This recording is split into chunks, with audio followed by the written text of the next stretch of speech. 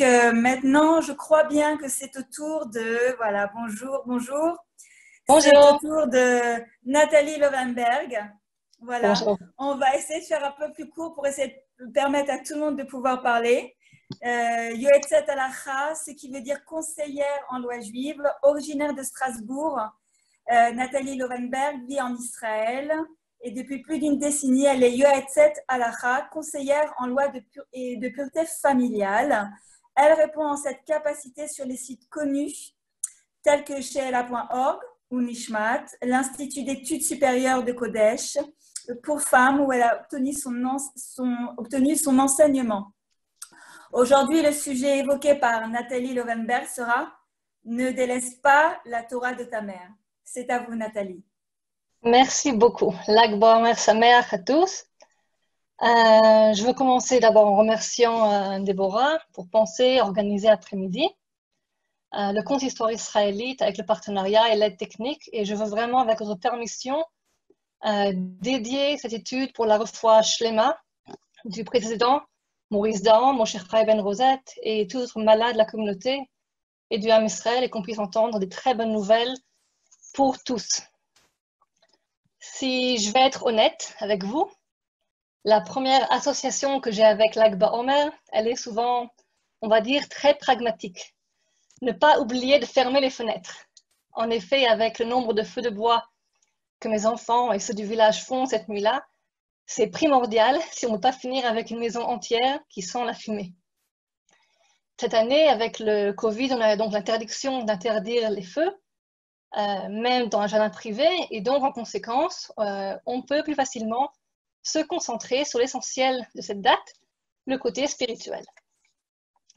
Lag Ba'omer est riche en contenu et il semble impossible de serait-ce que gratter la surface en une après-midi d'études. Il y a la célébration de la fin de l'épidémie qui a voulu la vie des 24 000 étudiants de Rabbi Akiva. De là, les leçons que nous apprenons sur l'importance de respecter son prochain. Les personnes qui étudient le Daf Yomi ont d'ailleurs vu cette semaine dernière dans le feuillet 63a que deux personnes qui aiguisent l'une à l'autre les paroles de Torah reçoivent l'aide de Hachem. Mais celles qui sont agréables l'une à l'autre dans leur étude, qui débattent dans le respect, dans l'écoute, méritent que Akadosh Baruch Hu les écoute. Ici aussi, donc, nous voyons l'importance du respect de l'autre. Lag Ba'omer, c'est aussi la Hiloula de Rabbi Shimon Bar Yochai. Rabbi Shimon, qui s'est caché des années durant avec son fils, a étudié. Rabbi Shimon, qui a percé les secrets les plus profonds de notre Torah. Rabbi Shimon, qui au départ ne pouvait pas retourner dans le monde banal des humains, avant de réussir à percevoir que même sans être constamment en train d'étudier, nous pouvons servir Hachem. J'aimerais utiliser le peu de temps qui m'est imparti afin de parler de l'étude de la Torah. Non pas rentrer dans la Torah du Nistar, la Torah mystique de Rabbi Shimon, mais notre étude à nous, et peut-être plus particulièrement celle des femmes, de son importance pour nous, pour nos proches, pour le monde, même si ça peut paraître un petit peu ambitieux ou prétentieux. Et pourtant, nous sommes chacun et chacune le gage de la continuation du judaïsme.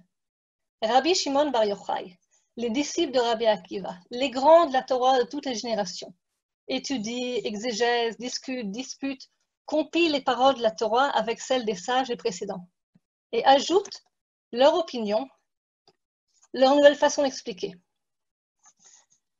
Mais lorsqu'on quitte les portes du Beth HaMidrash, qu'on traverse la rue ou la ville et qu'on entre dans la maison de chacun d'entre nous, et j'oserais même dire la maison de ces sages, nous entrons dans un domaine qui est différent.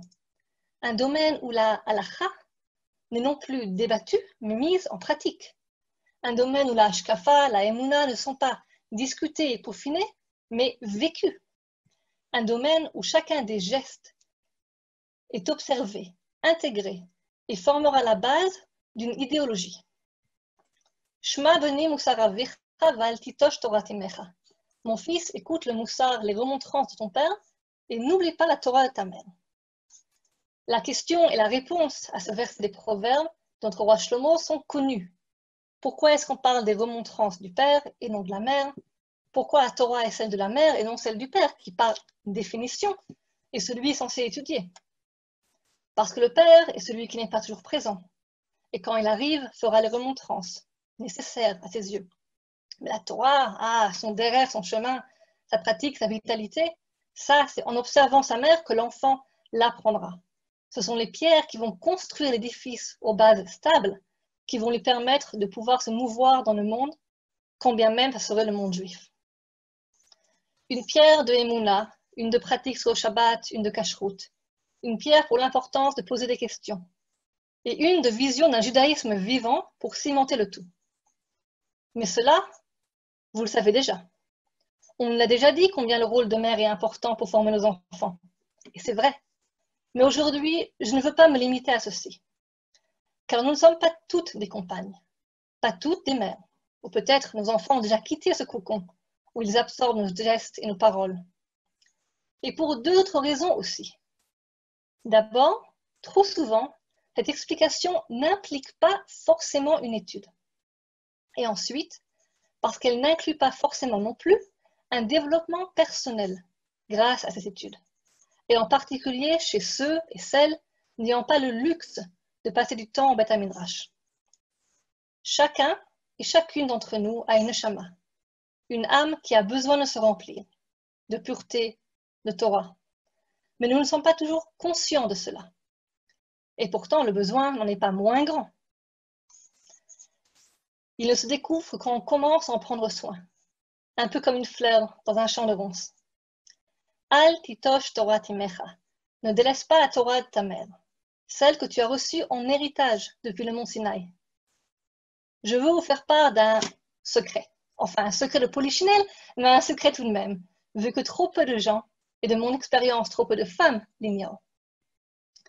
Nous avons tous d'énormes capacités à grandir en Torah, dans quelques domaines que nous désirons. Nous pouvons tous et toutes nourrir notre neshama et la rendre plus belle. Et pour y arriver, il ne faut pas grand-chose pour commencer. Pourquoi voudrions-nous faire cela? Pour nous-mêmes, pour nos enfants qui verront en vous-même, en nous, un exemple, pour avoir un sujet de plus à parler avec le conjoint, pour avoir une conversation intéressante avec nos amis, pour sentir notre neshama soupirer de bonheur que nous l'avons arrosé aujourd'hui. Pour toutes ces raisons, et d'autres encore. Alors que faut-il pour y arriver? 3 choses. Un livre, 5 minutes de notre temps, et là est le secret de la volonté. Vous êtes prêts? Choisissez un sujet, un livre de Kodesh qui vous intéresse. Pour l'une, ce sera le Chumash. Pour le deuxième, la Mishnah. Une troisième personne pensera à un livre de Emouna, de pensée juive, dont on lui a parlé. Peu importe. Vous avez choisi? Parfait. Maintenant, il vous faut 5 minutes dans la journée. C'est déjà un peu plus dur, mais faisable. Peut-être ce sera le matin, lorsque tout est encore calme dans la maison, ou dans la pause repas, durant le travail, si on est revenu au travail, ou le soir après le repas ou avant d'aller se coucher. C'est bon? Vous avez visualisé? Ces 5 minutes vont être utilisées pour ouvrir le livre choisi. 5 minutes, pas une de plus. Durant ces 5 minutes, vous allez étudier ce livre selon le niveau que vous avez, chaque jour, sans faute, car c'est là que rentre la troisième partie de l'équation, la plus dure, l'arme secrète, la hatmada, la persévérance. Vous me direz, que peut-on bien faire en 5 minutes? J'ai testé pour vous. À raison de 3 chapitres par jour, lus sans attarder, il est vrai, on peut parcourir le Tanakh, la Bible, entier, en moins d'1 an.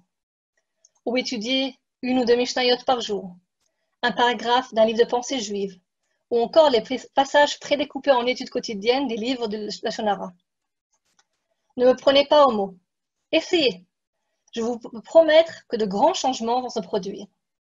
Vous allez attendre ces 5 minutes. Vous ressentirez votre neshama se remplir.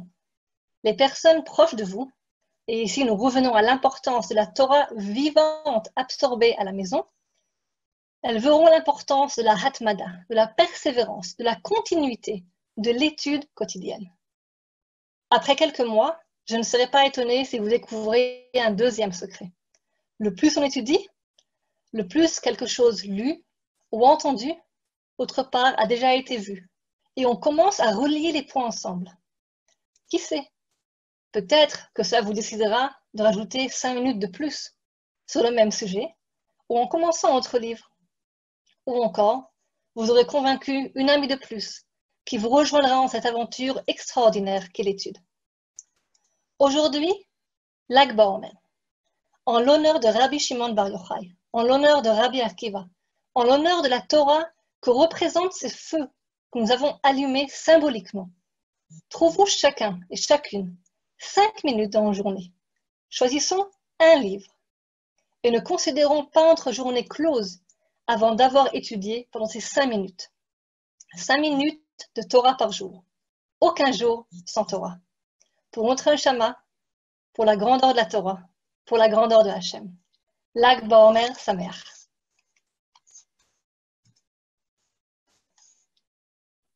Lag BaOmer Sameach. C'était vraiment merci. Franchement, ça m'a fait réfléchir, je pense comme beaucoup d'entre vous, et ressentir des choses dont je serais capable. Je pense que je vais essayer 5 minutes par jour. Je prends le pari. On en reparle, d'accord? On va en reparler. Et puis, on refera aussi des événements. D'accord, avec plaisir.